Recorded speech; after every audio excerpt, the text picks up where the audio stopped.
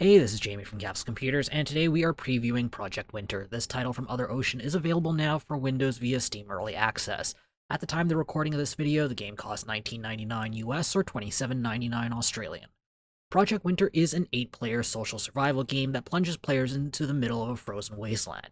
To survive starvation, cold, and hostile wildlife, players must work together to gather resources and repair the radio so they can call in a helicopter extraction. To make things more challenging, 2 traders are among the group who must use charisma and subterfuge to ensure no survivor makes it on the helicopter. Project Winter is best described as a mix of the classic party game Mafia and survival video games. Matches run anywhere between 15 to 30 minutes depending on the players, so survival mechanics are simplified compared to other survival titles.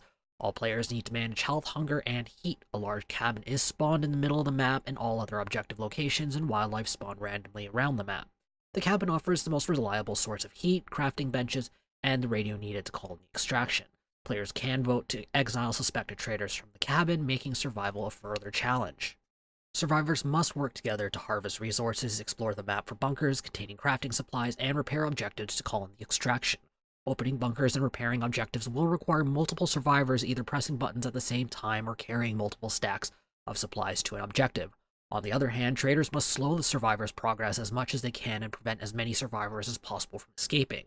To do this, they must sabotage objectives and open trader boxes that will provide high-quality items that balance out the fact traders are wildly outnumbered. Skilled traders will spend much of the game doing their best to openly cooperate with survivors as they gather enough guns to kill off a survivor that has strayed away from the group or take control of the helicopter loading ramp.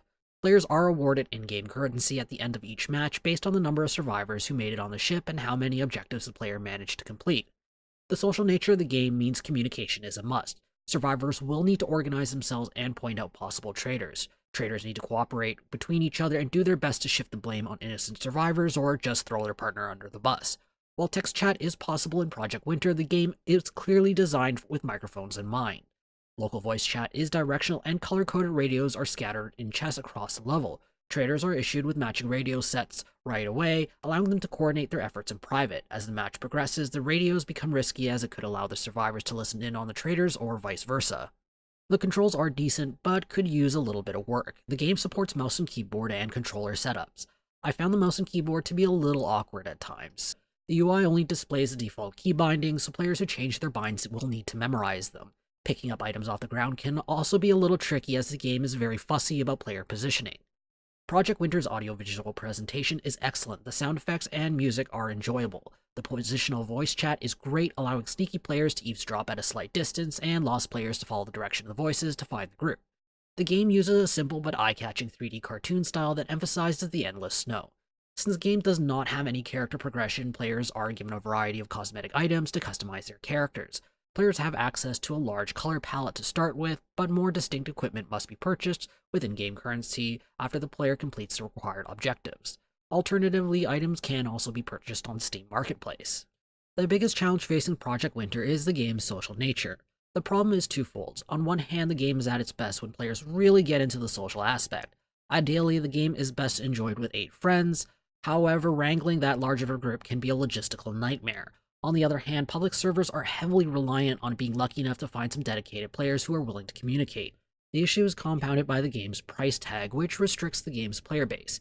It's hard to say what's the best way to tackle the problem. One option would be to switch to a free-to-play model and make a better effort to monetize using the existing cosmetic system. Another option would be to have a semi-free-to-play option, such as requiring the host to own the game. Finally, a shorter blitz mode involving less players may allow smaller groups of friends to enjoy the game. Gameplay-wise, Project Winter is already a solid casual social survival game. There is room for improvement, such as more content and better controls, but the real challenge for Other Ocean isn't technical in nature. No matter how good Project Winter is or will ever be, the game's existence is inevitably tied to the size and quality of the player base. Other Ocean's real challenge in the coming months is to figure out how to grow, nurture, and maintain that player base. So if you want to read this preview, be sure to check out the link in the description or in the video's card. I hope to see you soon. This is Jamie from Capsule Computers signing off. Hey YouTube, if you enjoyed this video, be sure to like it and subscribe to Capsule Computers for more awesome videos. If you're looking for more videos to watch, check out our review of Far Cry New Dawn here on the left. If you're looking for another survival game to play, check out our preview of Atlas here on the right.